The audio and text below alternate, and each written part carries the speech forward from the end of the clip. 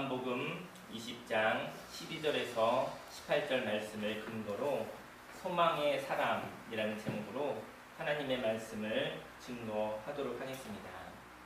흰옷 입은 두 천사가 예수의 시체에 누웠던 곳에 하나는 머리편에 하나는 발편에 앉았더라.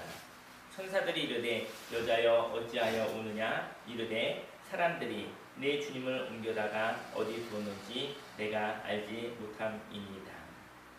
저와 여러분들에게는 눈물이 있습니다. 근데 그 눈물의 종류는 아픔과 슬픔과 괴로움의 눈물도 있을 것이고요. 그리고 즐거움과 기쁨과 감격의 눈물도 있습니다. 근데 그 눈물이 어떤 눈물인지 알기를 원합니다. 저와 여러분들에게 생명의 눈물이 있기를 원합니다. 감격의 눈물이 있기를 원합니다. 또 때로는 아픔과 슬픔의 눈물은 또 치료의 눈물이 되기도 됩니다. 하지만 하나님께서 함께해 주시는 그러한 하나님의 마음을 가진 자의 그러한 눈물이 되기를 예수님의 이름으로 축원합니다. 그런데 저희 여러분들이 그 눈물을 오해를 통하여 흘리는 눈물일 때가 있습니다. 우리의 눈물의 정체성이 명확하기를 원합니다. 마리아는 죽은 주님의 시체를 도둑 맞았다고 슬퍼하고 있습니다. 사실 예수님 살아나셨잖아요. 그런데 예수님 죽으셨다고 바로 마리아에게서는 죽은 자가 어떻게 살아나?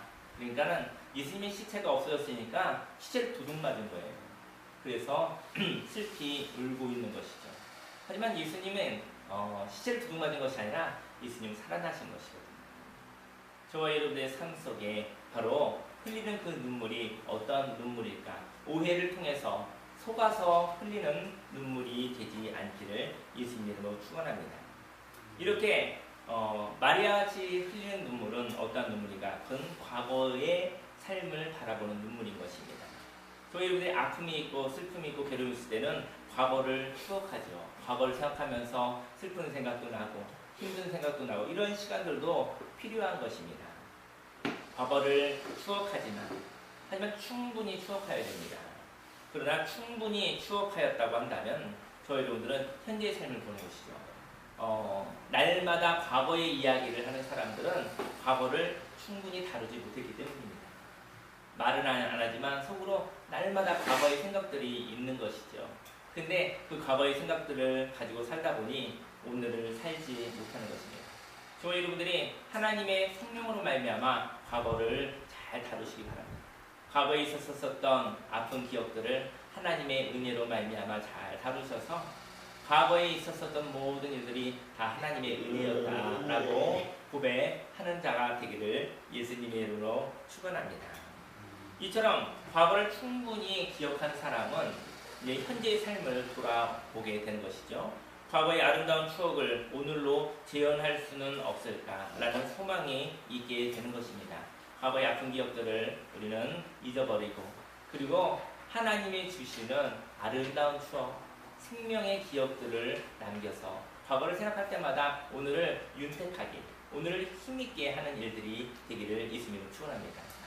사진첩을 이렇게 보다 보면 더 마음이 무너지는 사람이 있고 사진첩을 보면서 기쁨이 더 생기는 사람도 있겠죠. 사진첩을 보면서 저희 여러분들의 영혼이 살아나시기를 예수님의 이름으로 축원합니다. 그렇다면 소망의 사람은 어떠한 사람일까요? 먼저 소망의 사람은 과거의 선입견에서 자유로운 사람인 것입니다.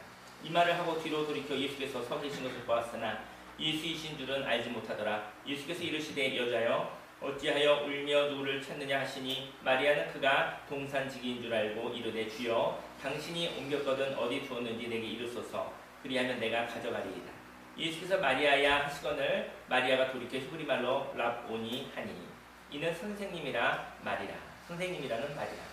마리아는 절망 속에 있었습니다. 저희 여러분들도 절망이 있을 수 있겠죠? 가만히 있는데 절망이 되는 것이죠. 소망이 없는 것이죠. 눌려버린 것이죠. 묶여버린 것이죠. 그럴 수 있습니다. 우울한 것이죠. 괴로운 것이죠. 마리아도 이처럼 절망 속에 있었습니다. 그리고 그에게는 죽으면 살 수 없어 이렇게 생각하는 것이죠. 죽으면 끝난 것이죠. 근데 죽으면 끝났다라고 생각하는 마음에 사로잡혔었던 것이죠. 근데 예수님이 부활하신 것은 얼마나 큰 일입니까? 죽어도 살아나는 길이 있어. 죽은 것은 끝이 아니야. 예수님이 살아계신 것 때문에 저와 여러분들이 소망이 있는 것입니다. 죽음은 끝난 것이죠. 다 끝난 것입니다. 그런데 죽어도 다시 살아나는 일이 있을지 몰라. 예수님이 죽어도 살아난다고 하셨으니 내가 죽을 것 같지만 죽은 것으로 끝나지 않고 이렇게만 끝나지 않을 수 있어. 다시 새로운 시작을 할 수 있어. 라는 것이 예수님이 십자가의 죽음을 보고 부활을 보기 때문에 그 소망을 갖게 되어진 것입니다. 최고의 자리, 인생 가운데 가장 힘들고 어려운 자리에 가면 죽는 것입니다. 그리고 죽음은 끝나는 것이죠. 예수님이 그 죽음의 생각을, 사망 권세를 깨뜨려 버리셨던 것이죠. 예수님이 부활하셨기 때문에 저희들이 죽음이 두렵지 않습니다. 죽음보다 작은 것들은 더 두렵지 않습니다.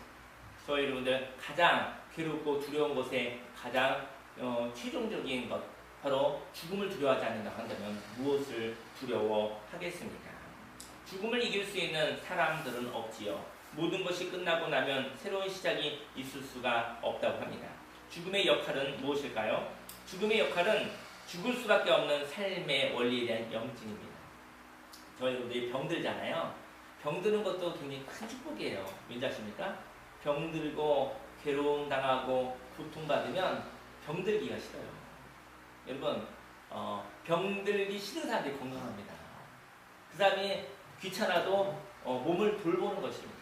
근데요, 저희 여러분들 병들게 하는 음식들, 병들게 하는 습관들 많이 있잖아요. 근데 그게 달콤해요, 사실은. 그게 나쁘지 않아요. 병들게 하는 삶의 방식이 아주 편안합니다. 근데 병에 걸리고 나면 병들게 하는 삶의 방식 때문에 내가 더욱더 고통받을 걸 알기 때문에 저희 여러분들이 편안한 삶을 살지 않는 것이죠. 저희 여러분 사람들에게 병드는 것도 유익합니다. 그럼 죽음의 유익은 무엇일까요? 죽음은 바로 죽을 수밖에 없는 삶의 원리가 있어요.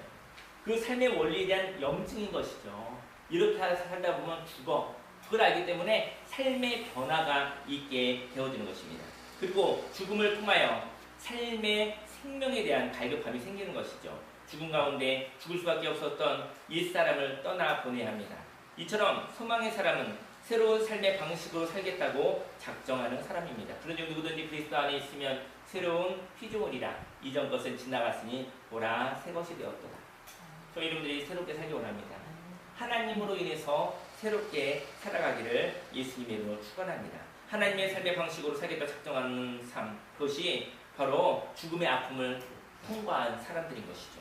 그렇다면 소망의 사람은 예수님은 죽었다고 생각하여 예수님을 알아보지 못하는 생각으로부터 벗어나야 합니다. 오늘 이 시간도 성령님이 함께 하십니다. 오늘 이 시간도 우리 하나님 예수님이 함께 하십니다.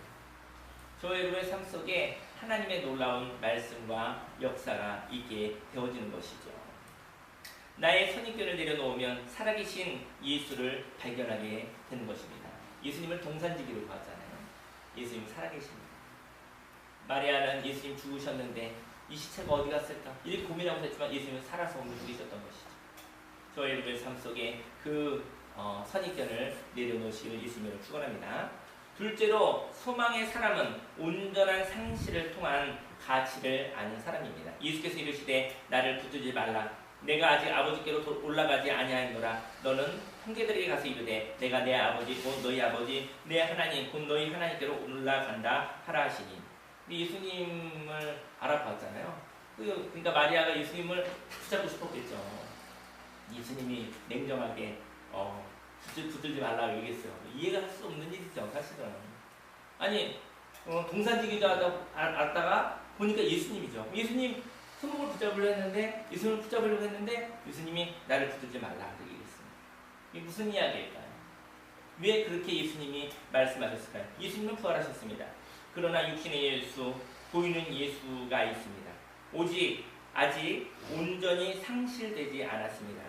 사람은 잃어버리지 않으면 갈망이 없습니다. 인생은 희로애락이 있지요. 그런데 사람은 이 중에 희락만 붙들고 싶은 거죠. 좋은 것만 생각하고, 그죠? 기쁨과 즐거움만 생각하는데 그러다 보니까요 슬프고 아픈 것들은 덮어놓은 거예요. 근데 사실은 슬픔과 아픔은 마음속 깊은 곳에서 꿈틀꿈틀 하고 있는 것이죠. 겉으로는 웃고 있지만 속으로는 아파하는 사람이 있어요. 저희 여러분들의 감정을 있는 그대로 나타낼 수 있는 용기가 있기 원합니다. 기쁨과 즐거움이 있으면 때로는 아픔과 고통도 직면할 수 있는 용기, 강한 마음이 있는 것이고요. 슬픔과 아픔을 직면할 수 있으면 거기에 피어나는 기쁨과 즐거움이 있게 되는 것입니다. 저와 여러분들의 마음대로 움직이지 말고 하나님이 주시는 마음대로 있는 그대로 그 마음에 하나님의 영이 임하여서 저 여러분들을 살아나게 하시기를 예수님의 이름으로 축원합니다. 사람들은 이처럼 자기 중심의 예수를 붙들고 싶습니다. 여기에서 해방되어야 합니다. 감정을 있는 모습 그대로 느껴도 되는 용기를 갖기를 원합니다.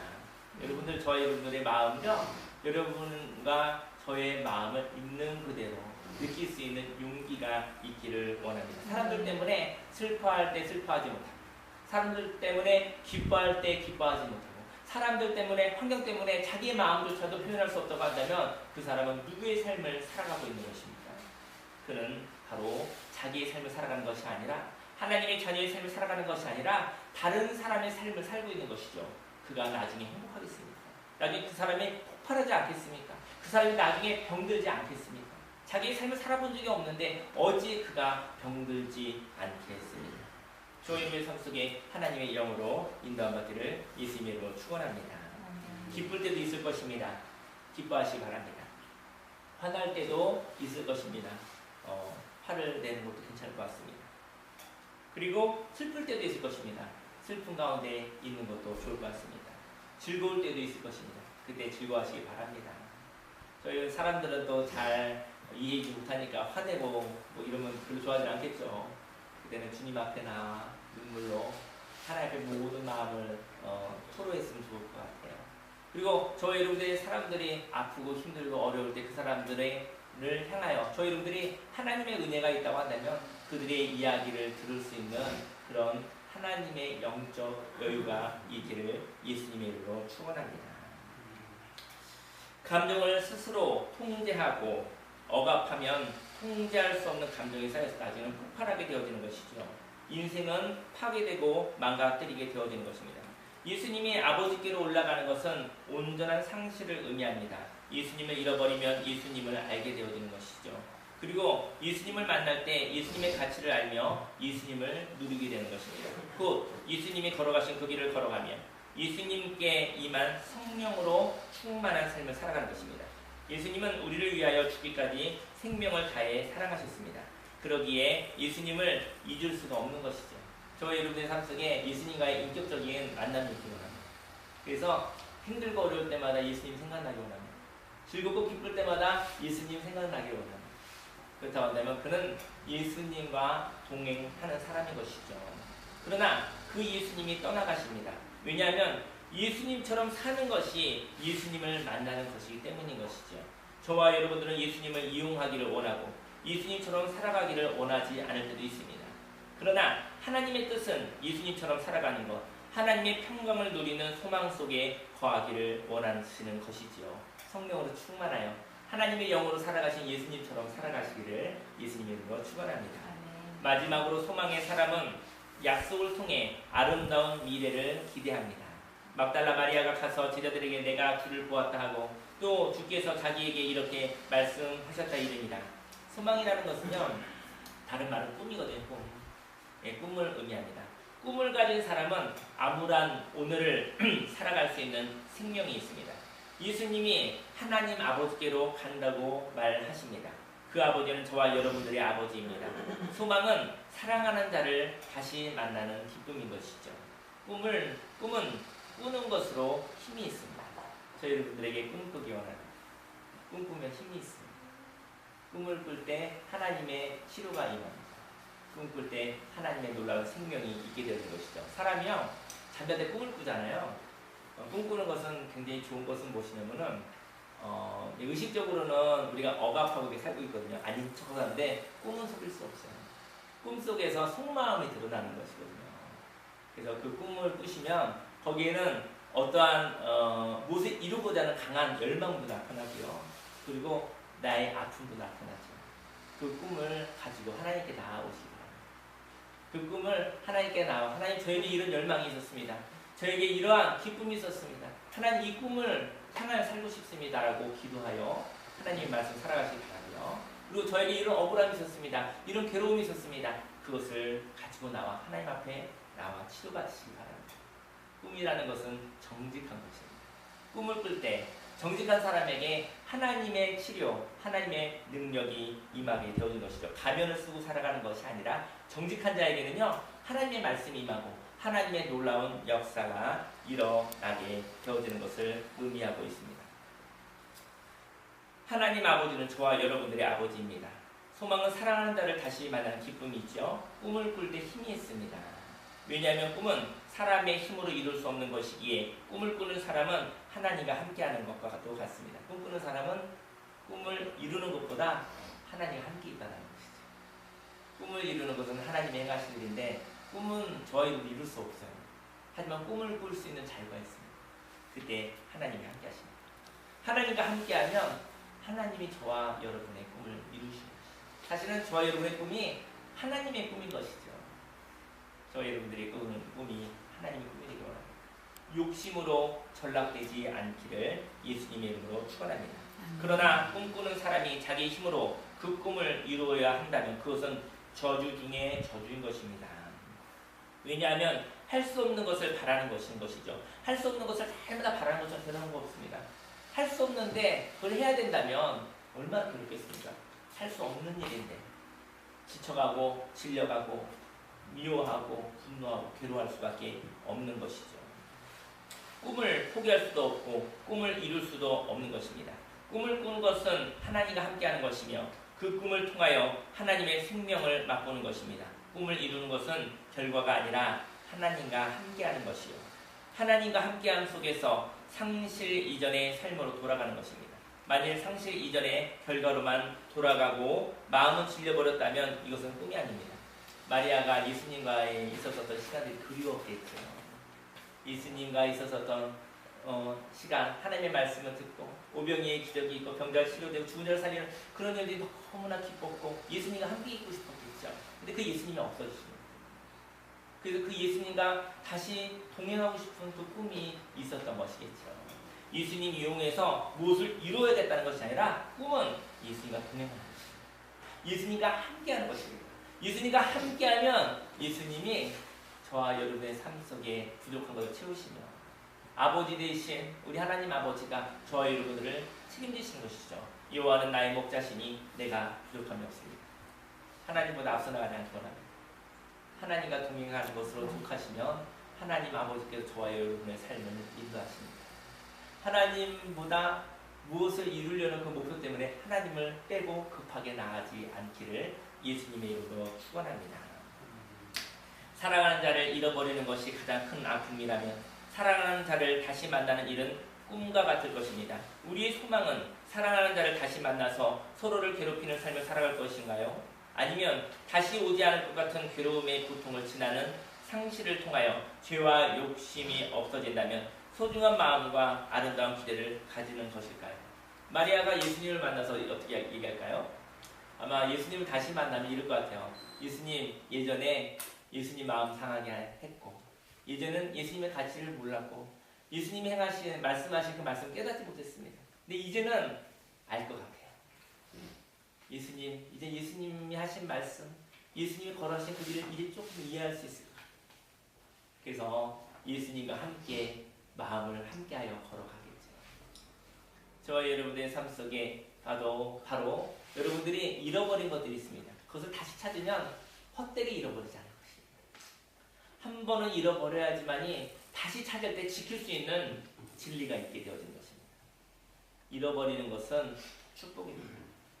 하지만 하나님께 다시 찾게 하시면 그것을 절대로 잃어버리지 않는 하나님과의 동행이 바로 꿈을 꾸고 꿈을 이루는 것입니다. 꿈을 이루시는 분은 바로 하나님이십니다. 하나님이 다시 만날 기회를 허락하십니다. 하나님이 주신 기회에 다시 만남이 있다면 가치를 깨닫고 사랑하면서 사는 삶이 바로 꿈을 이루는 것입니다. 꿈을 이루는 것은 결과가 아닙니다. 다시 만나 영원한 사랑을 누리고 싶은 것입니다. 저와 여러분들에게 꿈이 있습니다. 그리움이 있습니다.